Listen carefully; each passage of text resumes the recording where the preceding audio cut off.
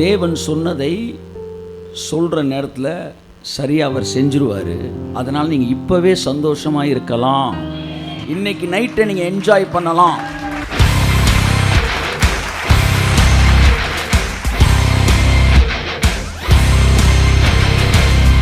நம்ம சந்தோஷம் எப்போ ஆரம்பிக்குது?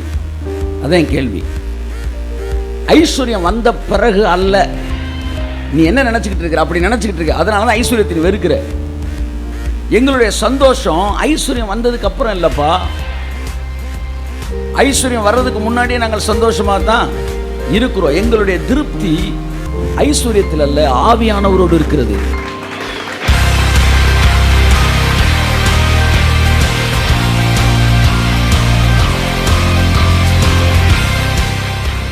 எவ்வளவு சீக்கிரமாய் உன்னுடைய மனது தேவனுடைய வார்த்தைக்கு ஃப்ளெக்சிபிளா மாறுதோ அவ்வளவு சீக்கிரமாய் தேவனுடைய மிகப்பெரிய திட்டங்கள், the huge plans, huge blessings, the super abundant blessing உங்க வாழ்க்கைக்குள்ள சரமா இறங்குது.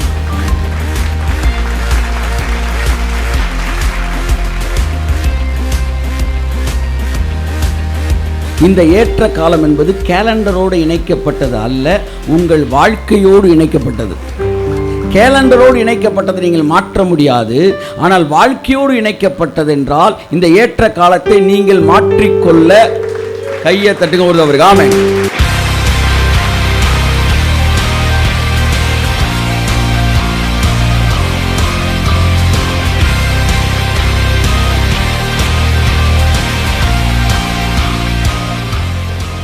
ஒரு லெவல்ல இருந்து இன்னொரு லெவலுக்குள்ளே போறது. புரியுதா நான் சொல்றது? ஆமா, ஒரு லெவல் ஆஃப் பிளெஸிங்ல இருந்து இன்னொரு லெவல் ஆஃப் பிளெஸிங்க்கு உங்க லைஃப் ஸ்டைலே மாறுவது. கையை தட்டுங்க சாரே.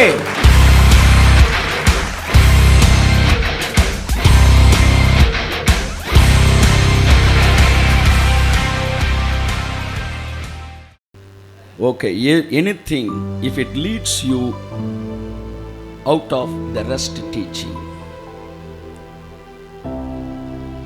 or if you run out of restlessness, that is not grace teaching.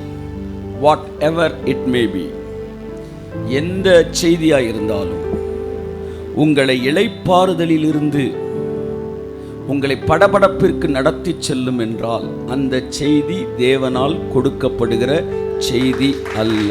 கரங்களை தட்டி. எந்த ஒரு செய்தியும் உங்கள் இளைப்பாறுதலை உங்களிடத்திலிருந்து பிரிக்கும் என்றால் இது தேவனிடத்திலிருந்து வருகிற செய்தி அல்ல. எழுப்புதல் எழுப்புதல் எழுப்புதல் எழுப்புதல் அப்படின்ட்டு இருக்கிற பீஸ் ஆஃப் மைண்ட் போச்சுன்னா நல்லா புரிஞ்சுக்காங்க, நீங்கள் இப்போ கிரேஸை விட்டு வெளியே போகிறீங்க. ஆண்டவரே என்னை பயன்படுத்தும், ஆண்டவரே என்னை பயன்படுத்தும், ஆண்டவரே என்னை பயன்படுத்தும் அப்படின்னு கத்தி ஒருத்தர் இளைப்பாறுதலை விட்டு வெளியே போகிறான்னா இது தேவனிடத்தில் வந்த போதகம் அல்ல. அதை புரிஞ்சுக்காங்க. என் கையில் ஒரு பாத்திரம் இருக்குது, தேவன் பயன்படுத்தும் பாத்திரம் அப்படின்றாங்க. இப்போ நீங்கள் யார்? இந்த பாத்திரம். நான் யார்? இது இப்போ இந்த மண்ணில் நிற்கிறாள் யார்? கடவுள். இது நான், இது கடவுள். அவர் என்ன இப்படி வச்சிருக்கிறார். எனக்கு எப்போ இந்த பாத்திரம் தேவையோ அப்போ எடுக்கிறேன், திறக்கிறேன், தண்ணியை குடிக்கிறேன், வச்சிடுறேன். நான் வச்சுட்டு அமைதியாக இருக்கேன்னா என்ன அர்த்தம்னா இப்போ இது எனக்கு தேவை இல்லைன்னு அர்த்தம்.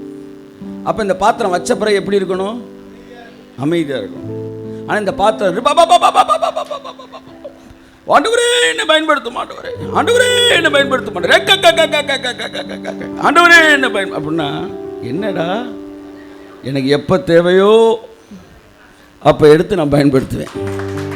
ஆமென். ஜி மைனரா? ஜி மைனர் கூட. ஸோ தேவனே வந்து நம்மை நடத்திடுவார், தேவை அறிந்து பயன்படுத்திடுவார்.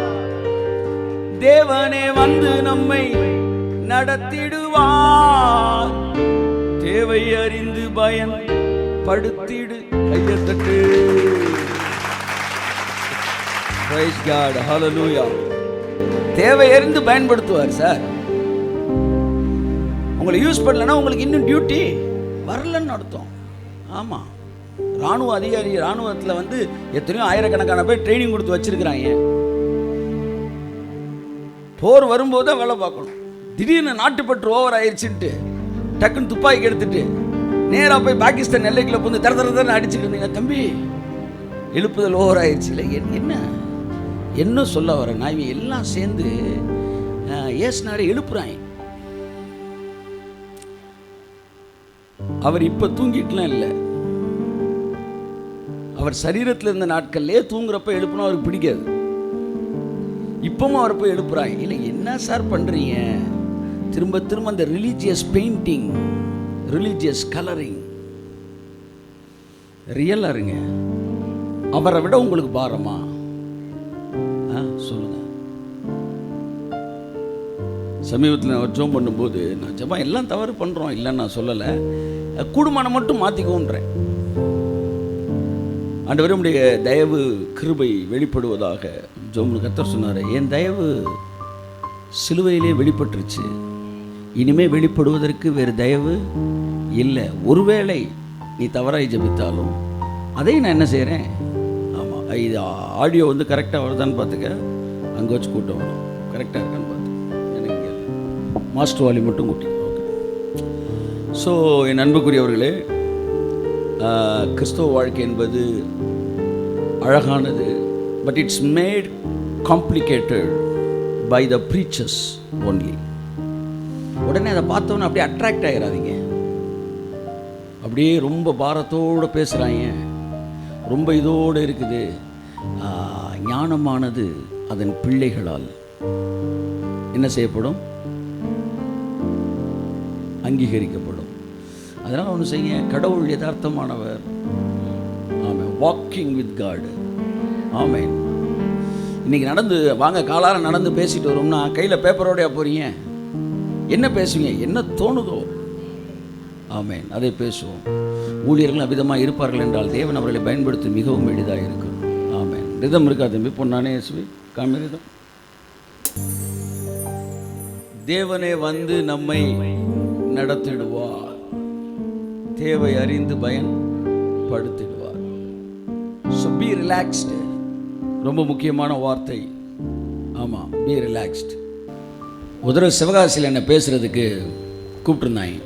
நான் மறுபடியும் உங்களுக்கு ஞாபகப்படுத்தினேன். அதை நான் தான் ஸ்பீக்கரு. நான் போகும்போது என் நண்பன் ஒருத்தனை, வாப்பா கூட போயிட்டு வருவோம் அப்படின்னேன். 9 மணிக்கெலாம் நம்ம என்ன செஞ்சிடணும், 8:30 மணிக்கு பஸ்ஸை பிடிச்சிருவோம். அப்போ தான் 9:30 போய் அங்கே 10 மணிக்கு 10:30 மெசேஜ் கொடுக்க முடியும் அப்படின்னு. அப்போ எங்கே வர, நேராக பழங்கானத்தம் பஸ் ஸ்டாப்புக்கு வந்துடு அப்படின்ட்டேன். அப்போ பஸ்ஸெல்லாம் போகிறது. சரி, நான் வந்துட்டான். நான் போகிறதுக்கு ஒரு 10 நிமிஷம் என்ன ஆயிடுச்சு, டிலே ஆயிடுச்சு. அவனுக்கு ஃபோன் பண்ணுறேன், தம்பி எங்கே இருக்க அப்படின்னு. Bus stop. நீ எங்கே நிற்கணும்? பஸ் ஸ்டாப்பில் நிற்கணும். நான் வந்தவுடனே 2 பேரும் சேர்ந்து போகிறோம். 8:30 மணிக்கு பஸ்ஸை பிடிக்கணும், ஏறி போகணும். நான் ஸ்பீக்கரு, அவன் கூட வரான் ப்ரீச்சர். என்ன பண்ணிட்டான், 8:30 ஆன உடனே சிவாசி பஸ்ஸை பிடிச்சி போயிட்டான். நான் ஃபோன் பண்ணுறேன், எங்கேப்பா இருக்க? சிவாசி போயிட்டுருக்கேன். நீ போய் என்ன பண்ண போகிற? இல்லை 8:30 போகணும்ல. 8:30 போனாலும் என்னடா, 10:30 மணியே ஆனாலும் நான் வர வரைக்கும் நீ நிற்கணும். நீ போய் என்ன பண்ண போகிற? சிவாசி பஸ் ஸ்டாண்டில் நிற்க போகிற. இவர் செய்தது சரியா தவறா? அதைத்தான் நான் சொல்கிறேன். அவர் வந்து நம்மளை நடத்தாத வரைக்கும் நம்ம ஏன் வந்து குதிக்கணுன்றேன் நான். கிரேஸ்னா என்ன தெரியுமா? உங்களுக்கு இளைப்பாறுதலை தருவது தான் கிருபை.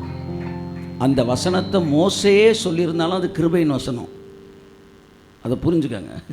மோசையே சொல்லியிருந்தாலும் அந்த வசனம் உங்களை இளைப்பாறுதலுக்குள் நடத்தும்னா அது கிரேஸ் டீச்சிங். ஆகவே எல்லா சூழ்நிலைகளிலும் உங்களை இளைப்பாறுதலுக்குள்ளே வைத்திருப்பதிலே நீங்கள் கவனமாய் இருங்கள். ஆமென். என்ன சூழ்நிலையில் நீங்கள் இருந்தாலும் நீங்கள் எப்படி இருக்கணும்? இப்போ ரெஸ்ட்டில் இருக்கணும். Amen. It's very important thing. Rest அளவு உங்கள்கிட்ட கூடிக்கிட்டே இருக்குன்னா நீங்கள் ஞானியாகி கொண்டு வருகிறீர்கள் அப்படின்னு அர்த்தம். ஏன்னா ஞானிகள் தான் எப்போவுமே ரெஸ்ட்டில் இருப்பாங்களாம். நம்மளாம் இப்போ ஃபுல்லாக ரெஸ்ட்டில் இல்லை, கொஞ்சம் கொஞ்சமாக ரெஸ்ட்டில் வந்து இந்த பர்சன்டேஜ் ஆஃப் ரெஸ்ட் அந்த ரெஸ்டிங் லைஃப் கூடுது. இப்போவும் சில பிரச்சனையை பார்த்தா கொஞ்சம் அப்படியே படப்படன்றோம், ஆனால் ஆவியானவர் திருமணம் இது பண்ணிடுறோம். ஞானத்திற்குரிய சாந்தத்தோடு விவேகத்தோடு நாம் இருக்கும்படி அழைக்கப்பட்டிருக்கிறோம். கர்த்தர் நம்மை ஆசீர்வதிப்பார். இன்றைக்கும் நான் தொடர்ந்து ஐஸ்வர்யத்தை பற்றி பேசப் போகிறேன். ஐஸ்வர்யமும் இளைப்பாறுதலும். ஸோ அதனால் இதுக்கு முன்னாடி பேசுனதும் டைட்டிலோடு சம்மந்தப்பட்டது தான். இதை நீங்கள் புரிஞ்சுக்கிட்டீங்கன்னா உங்கள் லைஃப்பில் பணக்காரன் ஆன பிறகும் சந்தோஷமாக இருப்பீங்க, பணக்காரன் ஆகிற வரைக்கும் சந்தோஷமாக இருப்பீங்க. ஆமாம், அது ரொம்ப முக்கியமானது. ஐஸ்வர்யத்தை படித்த உடனே நம்ம ஐஸ்வர்யவான் ஆகும்போது தான் நமக்கு சந்தோஷம் வரும்லாம் கிடையாது. அதான் 1ஆம் தேதி நான் சொன்னேன், உங்கள் துக்கம் சந்தோஷமாய் மாறும். கிறிஸ்தவனுக்கு துக்கம் என்பது கிடையாது. நான் சொல்கிறது மனது புதிதாக்கப்பட்டவனுக்கு. ஒரு புரிஞ்சுக்கணும், நீங்கள் ஒரு ஒரு ஒரு ப்ரீச்சர் எந்த காங்கிரிகேஷனுக்கு ப்ரீச் பண்ணுறாரு, that's very important thing. I am not a preacher for Gentiles. ஒரு புறஜாதிக்கு பேசும்போது அந்த ஊழியக்கார அழலாம், தப்பு இல்லை. ஏன்னா ஏற்கனவே பாடுபட்டுக்கிட்டு இருக்கிறான். இங்கே தான் 50 பேரும் பாஸ் பண்ணி உட்கார வச்சுருக்குறோம். உண்மையா இல்லையா சார்? நீங்கள் முன்னாடி இருந்த வாழ்க்கைக்கு 1000 மடங்கு இப்போ நல்லா இருக்கீங்களா இல்லையாங்க? அப்புறம் உங்கள்கிட்ட தேம்பி அழுது ஒன்று பிரசங்கம் பண்ணிக்கிறேன். இல்லை, நான் யாருக்கான பிரசங்கி? ரொம்ப கரெக்டாக நீங்கள் பார்க்கணும். ஏற்கனவே பாஸ் ஆனவனை ஃபஸ்ட் மார்க் போக வைக்கிறதுக்கு நம்ம பேசிக்கிட்டு இருக்கிறோம். அப்போ துக்கமே இல்லைன்ற ஒன்றை நீங்கள் துக்கம் இருக்கிறதா பேசிக்கிட்டு இருக்க முடியாது. வியாதியே இல்லை என்கிற ஒரு இடத்துல பேசிக்கிட்டு இருக்கிற நம்ம வியாதியை சுகமாக்குவார்ன்ற வார்த்தையை நான் ப்ரீச் பண்ண அங்கே அது உண்மை கிடையாது. அப்போ நான் என்ன பண்ணலாம்? அடுத்த ஸ்டேஜுக்கு தான் நான் போகணும். அடுத்த ஸ்டேஜ் என்ன? வியாதி வராத ஒரு வாழ்க்கை. அப்போ துக்கம் சந்தோஷமாய் மாறும் போது கர்த்தர் சொன்ன, நான் கேட்டேன், ஆண்டவரே, துக்கமே இல்லாத ஒரு இடத்துல தானே எங்களை கொண்டு போயிட்டு இருக்கிறீங்க. எங்கள் வாழ்க்கையில் இந்த துக்கத்தை எல்லாம் சிலுவையில் சுமந்தீங்க, எங்கள் வாழ்க்கையில் இப்போ அது குறைச்சிட்டீங்க. உண்மையா இல்லையாங்க? ஆமேன், ஆமேன். அப்போ தான் சொன்னார், எங்கெல்லாம் சந்தோஷம் இல்லாமல் இருக்குதோ அதெல்லாம் துக்கம்தான் உங்கள் கணக்குக்கு. எங்கெல்லாம் சந்தோஷம் ரீச் பண்ணாத இடம் இருக்கோ அந்த இடத்துலலாம் ஒன்று சந்தோஷத்தை படுத்துகிற மாதிரி வேலைகளை நான் செய்வேன். இன்றைக்கும் கூட ஐஸ்வர்யத்தை பற்றி தொடர்ந்து நான் வாசிக்க விரும்புகிறேன். பொதுவாக ஐஸ்வர்யத்தை பற்றி நாம் தொடர்ந்து தியானிக்கிறோம். தேவன் நம்முடைய வாழ்க்கையில் நாம் ஆசீர்வாதமாக இருக்க வேண்டும் என்பதே தேவனுடைய திட்டமாக இருக்கிறது. இயேசு சிலுவையில் அறையப்பட்ட போது, அவர் மரித்த போது, அவருக்கு இருந்த பல திட்டங்களிலே ஒன்று மனிதனுடைய தரித்திரத்தை அழிக்க வேண்டும் என்பது. ஏனென்றால் தரித்திரம் கொடுமையானது. சமீபத்தில் ஒரு நண்பர் தம்பி என்று சொன்னார், ஹாஸ்பிட்டலில் ஒர்க் பண்ணுறவர், என்ன காசு இல்லைன்றதுக்காக ட்ரீட்மெண்ட்டை நிப்பாட்டிட்டு சாக போகிறாங்கன்னு தெரிஞ்சும் சொந்த தாயே சொந்த பிள்ளையே, காசு இல்லை அவனுக்கு, வீட்டுக்கு போனால் செத்துருவாயின்னு தெரியும், ஆனால் காசு இல்லை. 10,000 ரூபா 10,000 இல்லைன்னு வீட்டுக்கு கூட்டிகிட்டு போகிறவங்கள பார்க்குறேன். அடுத்த 2 நாள் கழிச்சு அவங்க செத்துட்டாங்கன்னு வருது. Just 10,000 rupees. இந்த வறுமையெல்லாம் ஆசீர்வாதம்னு பேசுகிறாங்க இல்லை, இவங்கெல்லாம் வரிசையை நிப்பாட்டி வச்சு சுற்றணும். இல்லை மனுஷனா அரக்கனாயா? ஏன் வறுமை எந்த விதத்தில் ஆசீர்வாதம்? 10,000 ரூபா இல்லாதனால செத்து போகிறாயடா. நீ என்னடா மைக்க போட்டுட்டு தேவன் வறுமையை தர்றாரு, தரித்திரத்தை தர்றாருன்றீங்க. என் அன்புக்குரியவர்களே, தரித்திரம் என்பது தேவன் தருவது அல்ல, ஐஸ்வர்யமே தேவன் தருவது. அவர் நல்லோர் மீதும் தீயோர் மீதும் ஆசீர்வாதத்தை கொடுக்கிறார். கர்த்தர் நல்லவர், நம்முடைய இருதயத்தை திறப்பாராக. நம்மை அபரிவிதமாய் ஆசீர்வதிப்பது தேவனுடைய திட்டம். எல்லாருக்கும் தேவையானதை கொடுக்கறது தேவனுடைய திட்டம். ஆனால் விசுவாசிக்கிறவர்களுக்கு கூட கொடுப்பது தேவனுடைய திட்டம். ஆமாம், ஆமாம், ஆமாம், ஆமாம், ஆமாம். விசுவாசிக்கிறவனுக்கு கூட, விசுவாசிக்கிறவனுக்கு எல்லாம். ஆமாம், கூடும்க்கு நீங்கள் எப்படி வேணாலும் மீனிங் எடுத்துக்கலாம். பாசிபிள், இன்க்ரீஸ், விசுவாசிக்கிறவனுக்கு எல்லாம் கூடும். ஸோ என் அன்புக்குரியவர்களே, பேசிக் நீட்ஸை பற்றி நான் பேசலை. பட் எக்ஸ்ட்ராடினரியாக தேவன் சிலரை ஆசீர்வதிக்க திட்டம் வைத்திருப்பார் என்றால் அவர்களுக்கு அந்த வார்த்தையை பேசுகிறார். பொருளாதாரத்தில் எந்த அளவு தேவன் உங்களை ஆசீர்வதிக்க விரும்புகிறார், நீங்கள் பயப்படுகிற அளவிற்கு உங்களை ஆசீர்வதிக்க விரும்புகிறார். 2 படகு நிறையா மீனை கொடுத்தோன்னே அவன் பயந்துட்டான். கர்த்தர் சொல்கிறாரு, பயப்படாதப்பா, எல்லாம் நம்மள்ட்ட இருந்து தான் வருது. பொதுவாக அதிகமான பணம் வரும்போது அது பிசாசின் மக்கள் தான் அப்படி இருக்கணும்னு நீங்கள் நினச்சிருந்தீங்கன்னா அதை எடுத்துருங்க. இது ஃபினான்சியல் ஃபியர். அது நீங்கள் அப்பெல்லாம் பயப்படக்கூடாது. கர்த்தர் சொன்னார், பயப்படாதே அப்படின்னாரு. பைபிளில் நிறையா பயப்படாதே வருது, அதில் இது ஒரு பயப்படாதே. என்ன பயப்படாதே? நிறையா பணம் வந்துருச்சுன்னு பயப்படாத. கையை தட்டுங்க.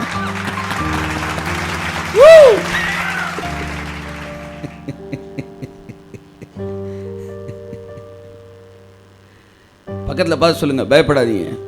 ஆமாம், நிறையா பணம் வந்துருச்சுன்னு பயப்படாதீங்க. ரொம்ப பயமாக இருந்தால் இவர்கிட்ட கொடுத்துருங்க. முன்னாடி ஒருத்தர் நிற்கிறார், பாதுகாப்பாக வச்சுக்குவார். ஸோ நம்ம சந்தோஷம் எப்போ ஆரம்பிக்குது?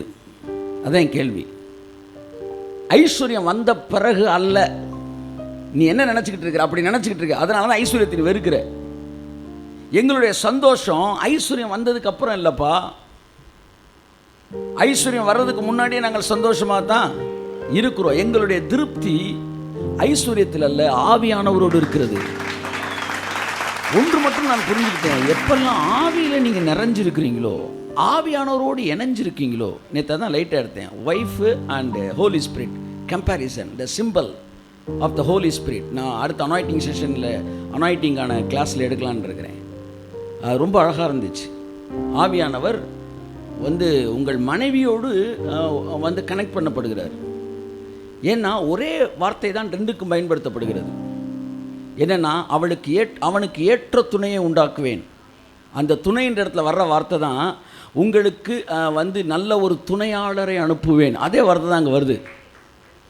ரெண்டாவது, ஒரு ஒய்ஃப்கிட்ட என்னெல்லாம் கேரக்டர்ஸ் இருக்குமோ அது எல்லாம் ஹோலி ஸ்பிரிட் இருக்கும். நீ நல்லா பார்த்தீங்கன்னா, இஸ் அ சூட்டபிள் ஹெல்ப்பர்.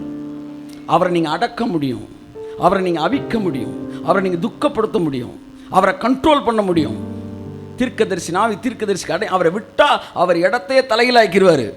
ஆனால் உங்கள் பெர்மிஷன் இல்லாமல் அவர் ஒன்றும் செய்ய. கையை தட்டுங்க. ஆமாம். ஸோ நீ காலையில் உட்காந்து ரெண்டையும் கம்பேர் பண்ணி பார்த்துக்கிறேன். Wow, such a wonderful experience, such a gentleman. உங்களுக்கு தேவையானது எல்லாம் இப்போ இங்கே இருக்காருல்ல, இங்கே இருக்காரு. இப்போ இவர் என்னை கொஞ்சம் வெளியே இந்த சப்ஜெக்டை பேசுன்னு சொல்லும்போது நான் அவர் சொன்னதை கேட்டு செஞ்சேன்னா பயங்கர சக்ஸஸ் ஆகும்.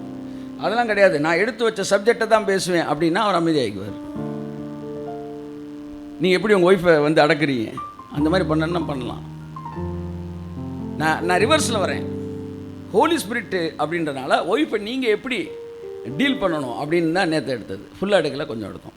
இப்போ என்ன சொல்ல வரேன், ஆவியானவரோட இணைஞ்சிட்டிங்கன்னா உங்கள் அட்மாஸ்பியரில் இருக்கிற நெகட்டிவ் திங்ஸ் இது எதுவுமே உங்கள் கண்ணில் படவே படாது.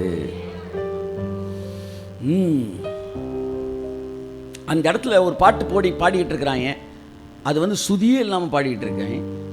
இல்லை ஒருத்தர் மெசேஜ் கொடுத்துட்டு இருக்கார், பெரிய பிளேடை போட்டுக்கிட்டு இருக்கார். ஆனால் நீங்கள் ஆவியானவரோட இணைஞ்சிருந்தீங்கன்னா அப்படியே ஒரு ஃபுல் வைப்ரேஷனில் இருக்கும்போது எல்லாமே சூப்பராகவே தெரியும். அதை நான் பார்த்தேன். க்ளோரிக்குள்ளே வந்துட்டா அவர்கள் நிர்வாணமாக இருந்ததே அவங்களுக்கு தெரியல. நான் தான் ஜெபிச்சுக்கிட்டு, ஆண்டவரே ஆவியில் நிறைய இது குறைவாக இருக்குது, அது குறைவாக இருக்குது. அந்த டிஸ்டர்ப் ஆகிறோம் பார்த்தீங்களா, அது ஆகவே மாட்டோம். போக போக போக போக அந்த இடத்துக்கு வந்துடுவோம். ஆமாம், ஃபேன் ஆஃப் பண்ணால் கூட உங்களுக்கு தெரியாது. ஆமாம், படத்தில் கிளைமேக்ஸ் வந்தோன்னா தேட்டரில் எல்லா ஃபேனையும் ஆஃப் பண்ணிடுவாங்க. தேட்டருக்கு போகிறவங்களுக்குலாம் தெரியாது, எங்களுக்கு தெரியும். ஃபேனை ஆஃப் பண்ணிடுவாங்க. நானும் எல்லா தேட்டர்லையும் பார்த்துட்டேன். ஏன்னா மக்கள் ஃபுல்லாக உணர்ச்சி வசப்பட்டுருக்குறாங்க. இப்போ தான் கரண்ட்டை மிச்சம் பண்ணால், அப்போ மனிதன் வேறு ஒரு விஷயத்தில் கனெக்ட் ஆன பிறகு சூழ்நிலை எவ்வளவு மோசமாக இருந்தாலும் அவனுக்கு அது தெரிய இல்லை. ஏன்னா அப்போ வேற ஒரு ஆளோடு அவன் கனெக்ட் ஆகிருக்கிறான். இப்படித்தாங்க உங்கள் வாழ்க்கையில் ஆவியானவரோடு இணைந்திருந்தால் உங்கள் குறைவுகள் எதுவும் உங்களுக்கு தெரியவே தெரியாது. ப்ராஸ்பரிட்டி நாங்கள் தலைக்கு மேலெலாம் வைக்கல. ப்ராஸ்பரிட்டிக்கு நாங்கள் காம்ப்ரமைஸ் ஆகவே மாட்டோம். ப்ராஸ்பரிட்டி விட்டு கொடுக்குற மாதிரி இல்லைன்னு சொல்லலை நான். ஆனால் விட்டு கொடுக்க போவதில்லை. ஆனால் எங்கள் சந்தோஷம் அதில் அல்ல, அதிலும் மேலான ஒருவரோடு எங்கள் சந்தோஷம் இருக்கு. உச்சி வெயில் அடிச்சுக்கிட்டு இருக்கும் பாருங்க, அங்கனக்குள்ளே நின்று ஒரு பொண்ணை ஒருத்தன் சைட் அடிச்சுக்கிட்டு இருக்கிறான்னு வச்சுக்கோங்க. அவன் எங்கேயோ காலேஜ் பக்கம் நின்றுட்டு வேர்க்க விறுவிறுக்கு, அவனுக்கு வெயில் அடிக்கிறதே தெரியல, வேர்க்கிறது தெரியல. ஏன்னா அவன் வேற உலகத்தோட கனெக்ட் ஆகிட்டான். கூட்டத்துக்குள்ளே நின்றுக்கிட்டு இருக்கும்போது ஒரே கசகசன்னு இருக்கும். சரி காற்று வாங்க வெளியே போகலான்னு போனால் அந்த ஒரு குரூப் மட்டும் கூட்டத்துக்குள்ளே தான் இருப்பேன். என்னென்ன வேர்த்தாலும் விறுவிறுத்தாலும் இப்போ அவன் வேறு ஒரு வேர்ல்டோட கனெக்ட் ஆகிருக்கனால ஃபேன் ஆஃப் பண்ணாலும் அவனுக்கு தெரியாது, வந்து இன்னொன்று யார் நம்மளை பார்க்குறாங்கன்னு தெரியாது, வேர்க்குது தெரியாது, கசகசன்றது தெரியாது. ஏன் நான் வேறு வேர்ல்டோட கனெக்ட் ஆகிருக்கான். ஆமாம், ஞானம் வீதியிலிருந்து சத்தம் விடுகிறது. தேவனோடு நீங்கள் இணைந்து விட்டால் உங்கள் வாழ்க்கையில் இருக்கிற குறைவுகள் பெருசாக தெரியாது சார்.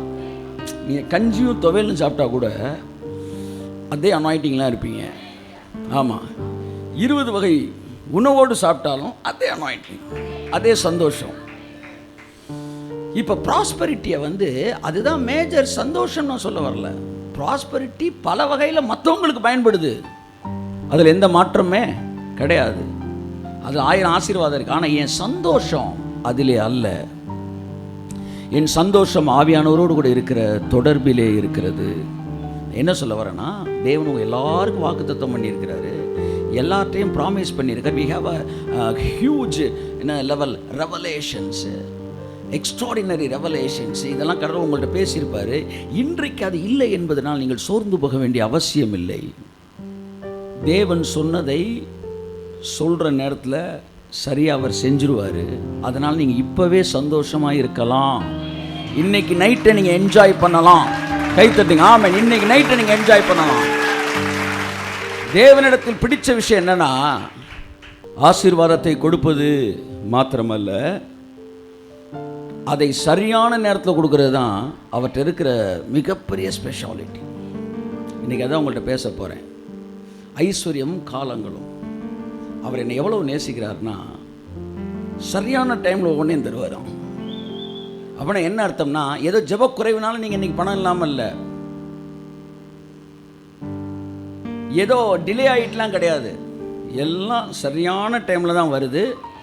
இன்றைக்கி நீ என்ன பண்ணணுமோ அதை மட்டும் இன்றைக்கி பண்ணு, அவ்வளோதான். நாளைக்கு டேட்டை பற்றி நீ கவலை. ஏன்னா தேவன் ஆசீர்வாதத்தோடு சேர்ந்து இன்னொன்று இணைக்கிறாரு.